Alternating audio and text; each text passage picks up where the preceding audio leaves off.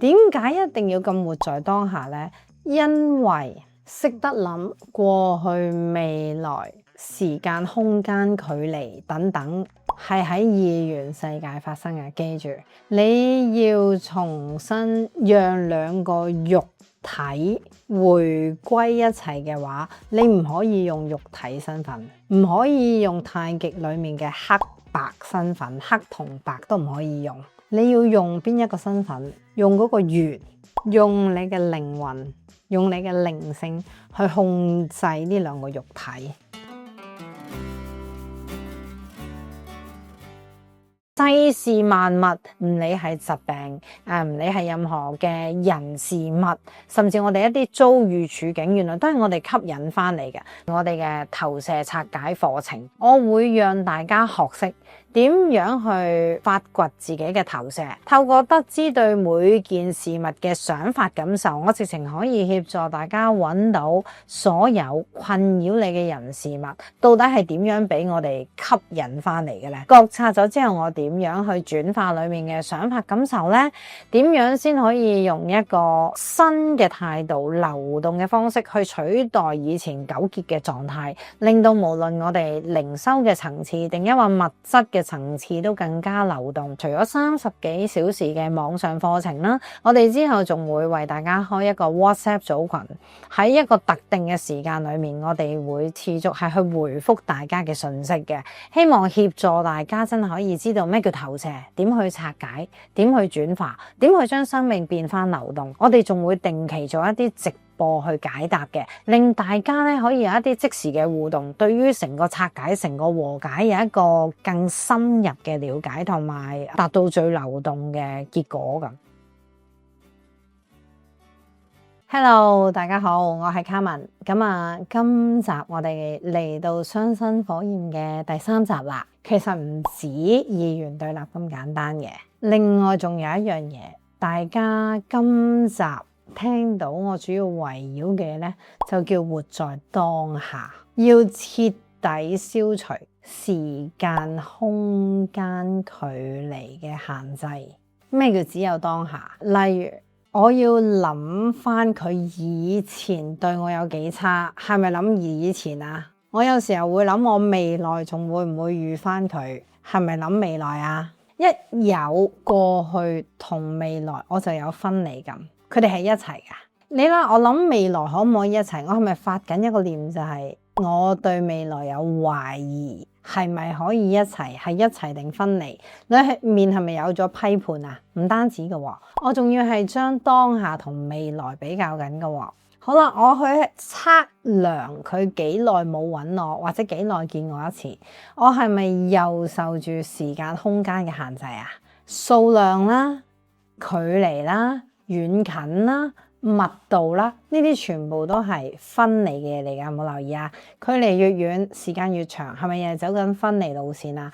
基本上，除咗批判呢樣嘢係走緊分離路線，可唔可以活在當下，亦都係合一定分離？因為合一永遠只發生喺當下，無論我當下見到啲乜嘢，我都覺得佢同我係一體嘅，咁叫喺當下。我一諗起昔日，我就記得以前嘅自己，以前嘅佢，未來嘅佢已經係分離。所以咧，如果大家好想同雙生火焰做到合一嘅動作，一定要睇一本書，叫做《當下的力量》。基本上，大家要將當下的力量裡面嘅每一句說話都做到為止，咁就可以活在當下啦。活在當下，而且冇二元對立，徹底感受到呢個人嘅愛，仲有唔覺得同佢係獨立嘅兩個個體，我哋係一體。咩叫一體？我睇到所有嘅人，等於睇到我自己。我知道所有嘅人只係我投射出嚟、反射出嚟嘅一樣嘢，所以最好就係做咩呢？第一，睇晒成本當下的力量，呢個係同雙生火焰合一必備嘅條件。大家一定要消除所有時間、空間、距離嘅限制，因為你一有時間空間，先會產生分離感嘅。簡單而言，我舉一啲實際例子，大家就知道並不容易啊，真係不容易。如果講可以全面活在當下，而且冇二元對立，其實距離回歸本體未充足都好，都埋尾近尾聲㗎啦。因為我第4集講嗰樣嘢就更難嘅。活在當下點解咁緊要呢？冇時間、空間、距離嘅限制，因為其實好多嘢令我哋產生分離感，都係嚟自於距離嘅。我喺上一集已經講過啦，雙生火焰通常呢一定有一啲好辣嘅課題喺裏邊嘅。譬如除咗師生戀啦。年齡嘅限制，甚至可能身份嘅限制啦。譬如我永遠都做唔到佢太太，因為佢一早有段婚姻。我覺得我同太太呢個距離好遠，呢個稱呼好遠。又或者佢有家庭，我平時要見佢好難，係咪距離嚟㗎？譬如我當下同佢一齊，但係我個內心好憂慮，我哋有冇未來？係咪又係時間距離嚟㗎？我哋要將呢啲所有關於時間距離嘅嘢，通通超越晒佢。簡單嚟講就係咩呢？無論我哋相隔幾遠，無論我哋嘅身份距離有幾遠，無論我哋嘅年齡差距有幾遠，無論我哋住嘅地域有幾遠，即係包括埋嗰啲咩異地戀等等啦嚇，任何嘅距離都需要去突破，因為有距離就有二元對立。你見到兩樣嘢係分離，先會覺得佢哋有距離。O 唔 OK？甚至你經常受住佢昔日嘅行為困擾。咩叫昔日？佢曾經傷害過我，我再同翻佢一齊，佢會唔會再走呢？因為雙生火焰一定有追逃關係嘅，一個追一個逃。好啦，有時係 take turn 嘅喎。當我放手唔再追佢啦，因為嗰種放手唔係大家 overcome 咗㗎嚇，係咩呢？我對你太失望或者太傷害，於是我停低啦。終於到你追下，終於都追到有一個位，好似一架汽車咁，用到冇油㗎嘛，係嘛？咁你會停低。記住，雙生火焰就係咁嘅，你產生推力，佢就逃；你推佢就逃；你推佢就逃。你哋係同一個靈魂。share 50-50嘅嘢嘅喺個太極度，當你用咗70去追，佢就得返30咯，明唔明啊？你永遠喺50-50，你哋先可以合埋嘅。如果你產生90嘅追逐，佢就會得返10，所以你越追佢就越逃，你越追佢就越逃。要你唔追啦，停定返喺50，好得意㗎，有機會佢就返嚟。但係當佢返嚟就到你逃咯，因為你上次受咗好大傷害啊嘛，係咪？甚至可能你會羞辱佢啦，你會鬧返佢啦咁。我哋就係不斷去切磋啦嚇，大家當達至一個和諧點就係大家都相信彼此唔受時間空間距離嘅限制，都係愛對方嘅。大家要企定定喺度，嗰件事先至會停止落嚟啊！但我相信講啊好容易，唔知今生都做唔做到啊？係一個人可以唔受任何時間空間距離嘅限制。每一次當你諗翻佢昔日有幾傷害你，記住你一諗昔日，你仲喺唔喺當下？你就唔喺當下。點解一定要咁活在當下呢？因為識得諗過去、未來、時間、空間、距離等等，係喺二元世界發生嘅。記住，你要重新讓兩個肉體回歸一齊嘅話，你唔可以用肉體身份，唔可以用太極裡面嘅黑白身份，黑同白都唔可以用。你要用邊一個身份？用嗰個元，用你嘅靈魂，用你嘅靈性去控制呢兩個肉體。聽得明嘛？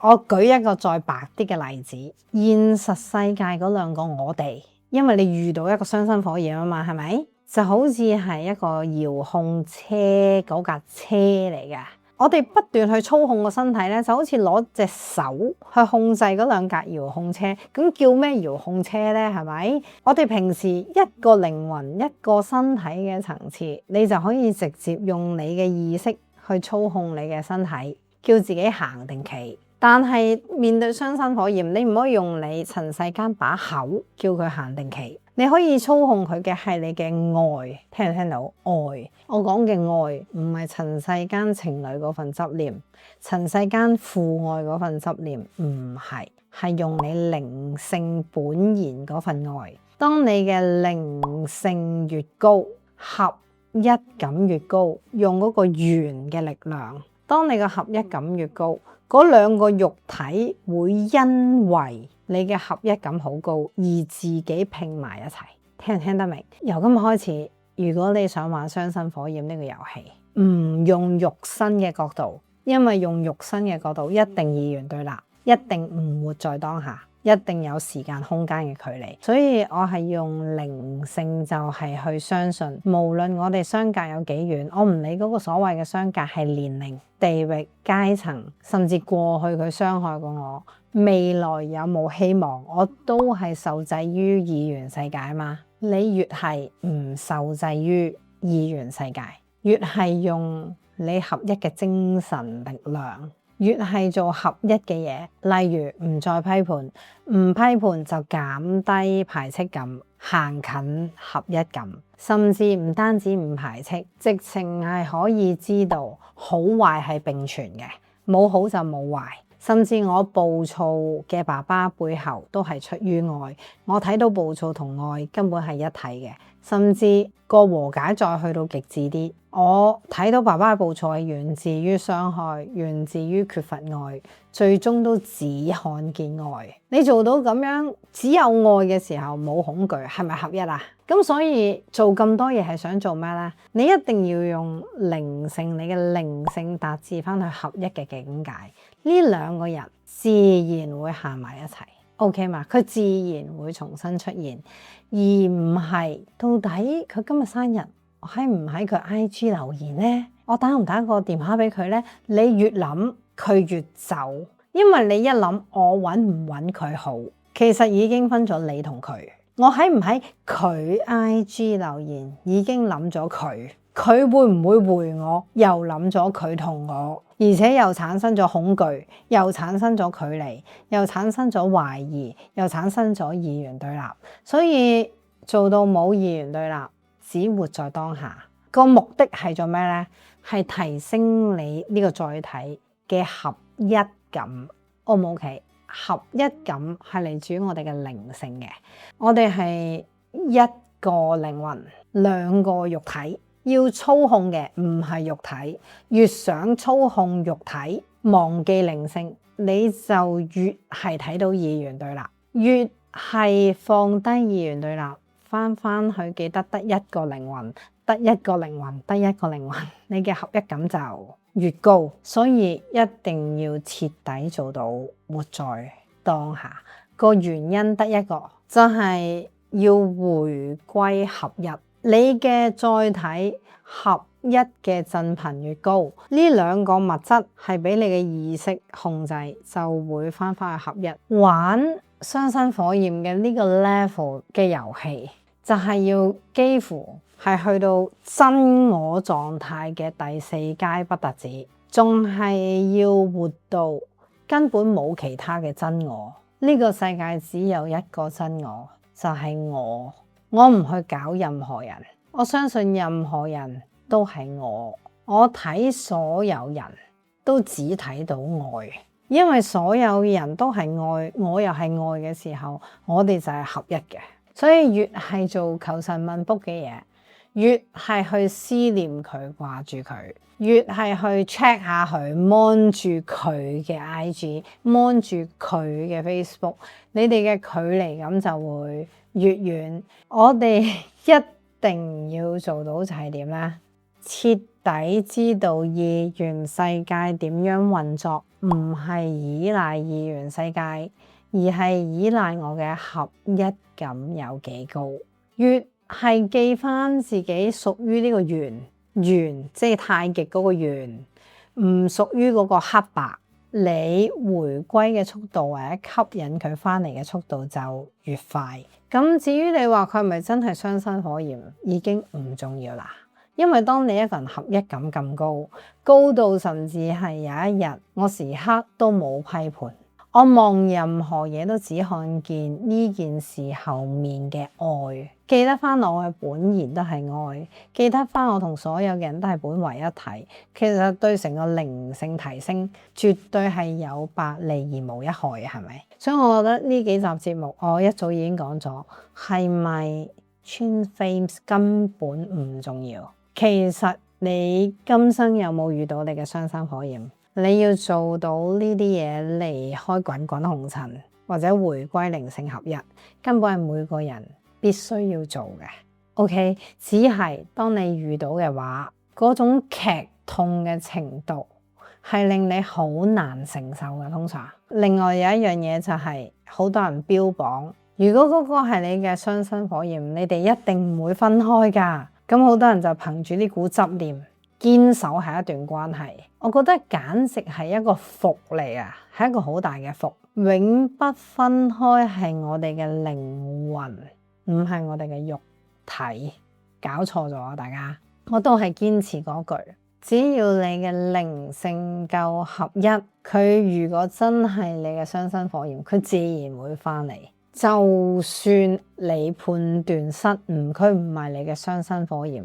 一個人嘅器皿，如果你散發嘅合一感咁高，你咁唔受時間空間距離嘅限制，你睇任何人都看見嗰個人背後嘅難處。當你嘅器皿係充滿愛，係咁冇批判，係咁合一，你吸引翻嚟嘅伴侶個質素唔會差得去邊啦，一定係高噶啦。咁所以我自己認為係又好，唔係又好，我會建議大家唔需要去辨別。但係如果你仲係喺度困苦緊，初頭會好想去脫離呢個困苦期，咩工具都去問下睇下，我會理解，我會答你，我會理解。但係大家可以停止嘅話，就越快停止越好。咁所以與其不斷去掙扎，去行緊分離嘅道路，倒不如自己盡快走翻上合一嘅道路。你走翻上合一嘅道路，佢翻唔翻嚟，自然謎底就揭曉噶啦，係咪？我都係嗰句，雙生火焰呢個課題出場，我唔覺得每個人今生已經係可以玩得完嘅課題嚟噶。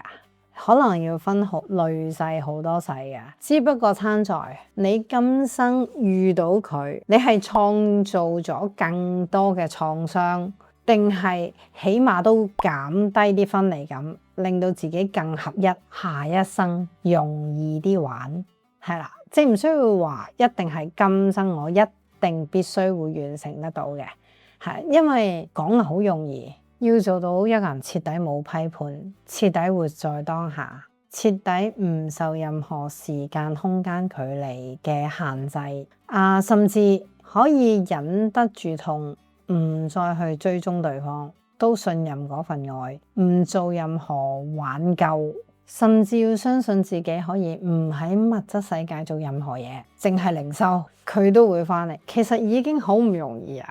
OK 嘛，但係做到幾多得幾多啦。一個人越合一，你嘅生命一定係越暢順嘅。